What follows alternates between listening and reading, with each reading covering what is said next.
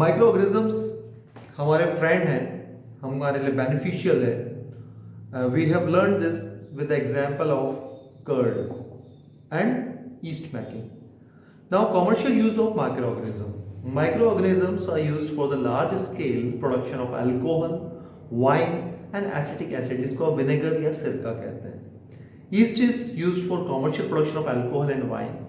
For this purpose, yeast is grown on natural sugars present in grains like barley, wheat, rice, crushed fruit juices, etc. जो fruit juices होते हैं, rice होता है, wheat होता है, barley होता है, इन सब के जो sugar form होता है, उसके ऊपर yeast को grow करके alcohol या wine बनाई जाती है. Activity करते हैं. Take 500 ml of beaker filled up to 3/4 of with water.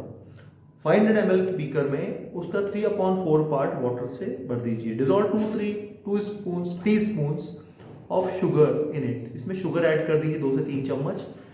Add half a spoon of east powder. अब इसमें ईस्ट पाउडर आप ऐड कर दो शुगर सॉल्यूशन के साथ. Keep it covered in a warm place for 5 hours. 4 से 5 घंटे तक थोड़ी गर्म जगह पर रखिए. Now smell the solution. Can you get a smell? क्या इससे कुछ स्मेल आ रही है? Yes, this is the smell of alcohol as sugar has been converted into alcohol by yeast. This process of conversion of sugar into alcohol is known as fermentation. जो sugar alcohol बन गई है, इस process को हम fermentation कहते हैं. Louis pasture discovered fermentation इन 1857. कोई आपसे पूछे फर्मेंटेशन किसने बताया था सबसे पहले वर्ल्ड को, तो the answer is Louis Pasteur in 1857. Okay. Medicinal use of microorganism. कई microorganism medicines में काम आते हैं. Whenever you fall ill, the doctor may give you some antibiotic tablets, capsules or injections, such as penicillin. The source of these medicines is microorganism. ये सब किससे बनते हैं मेडिसिन? पेनिसिलिन जैसी माइक्रो ऑर्गेनिज्म से. These medicines kill or stop the growth of the disease causing microorganism. ये जो medicine होती हैं, ये जो डिजीज कॉजिंग बैक्टीरिया या वायरस होते हैं उनको किल कर देती हैं या उनकी ग्रोथ को रोक देती हैं. सच मेडिसिन आर कॉल्ड एंटीबायोटिक्स. इन्हें हम एंटीबायोटिक्स कहते हैं. These days, a number of antibiotics are being produced from bacteria and fungi like streptomycin, tetracycline, and erythromycin are some of the commonly known antibiotics which are made from fungi and bacteria. ये streptomycin, erythromycin, tetracycline ये सब fungi से या bacteria से बनती है. The antibiotics are manufactured by growing specific microorganisms and are used to cure a variety of diseases. ये specific microorganism बनती हैं और डिजीजेस को क्योर करती हैं. Antibiotics are even mixed with the feed of live stock and poultry to check microbial infection in animals. They are also use to control many plant diseases. Antibiotic को plants disease रोकने के लिए भी use करते हैं और animals के फूडर्स में, लाइव स्टॉक में, पोल्ट्री में, इन सब में उनके फूड के साथ हम मिक्स करके एंटीबायोटिक को देते हैं. It is important to remember that antibiotics should be taken only on the advice of a qualified doctor. Also, you must complete the course prescribed by the doctor. हमेशा ध्यान रखें एंटीबायोटिक अपनी मर्जी से नहीं लेंगे. डॉक्टर जब उसको लिखेंगे आपके लिए तभी आप लीजिए. और डॉक्टर ने लिखा 3 days, 5 days या 7 days, तो उतने दिन का कंप्लीट कोर्स करें. If you take antibiotics when not needed or in wrong doses, it may make the drug less effective when you might need it in future.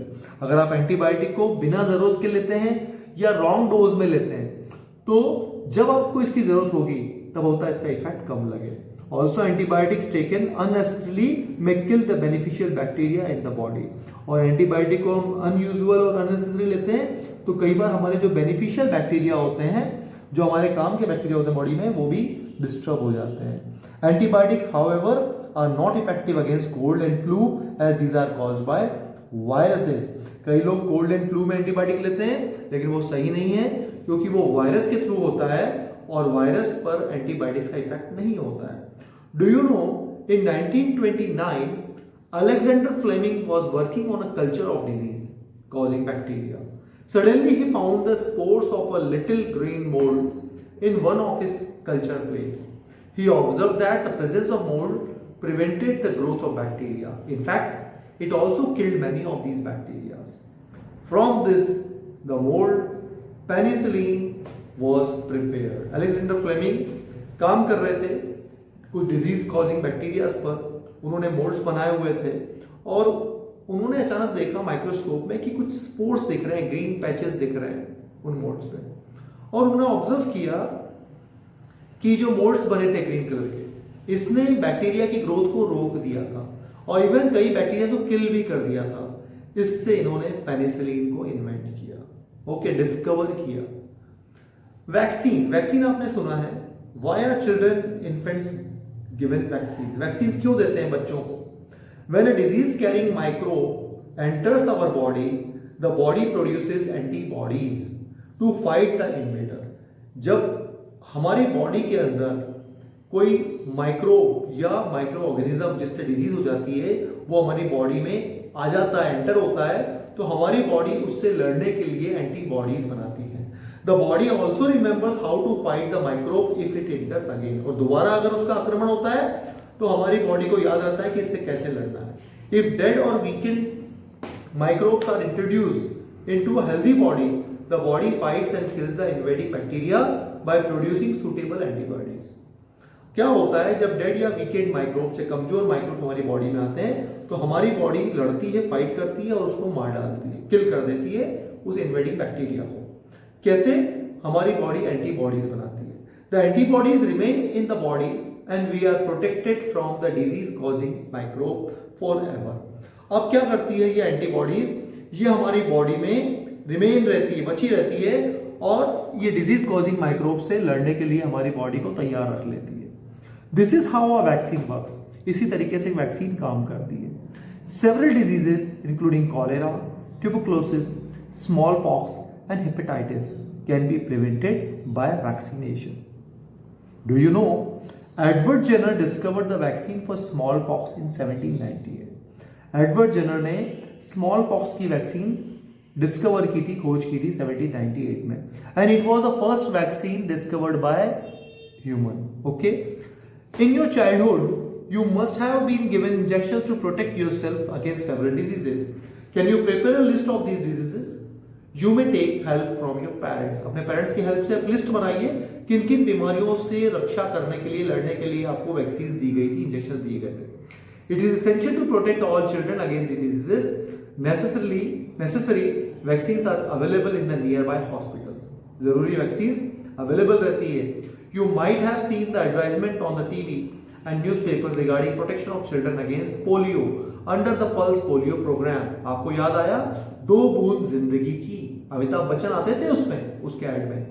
Polio drops given to children are actually a vaccine. ये एक vaccine है जो mouth के through दी जाती है।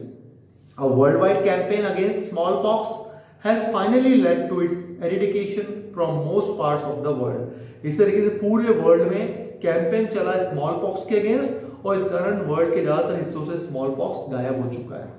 These days, vaccines are made on a large scale from microorganisms to protect humans and other animals from several diseases. Can you recall? अभी इन दिनों पूरे वर्ल्ड में सबसे ज्यादा किस वैक्सीन की बात हो रही है?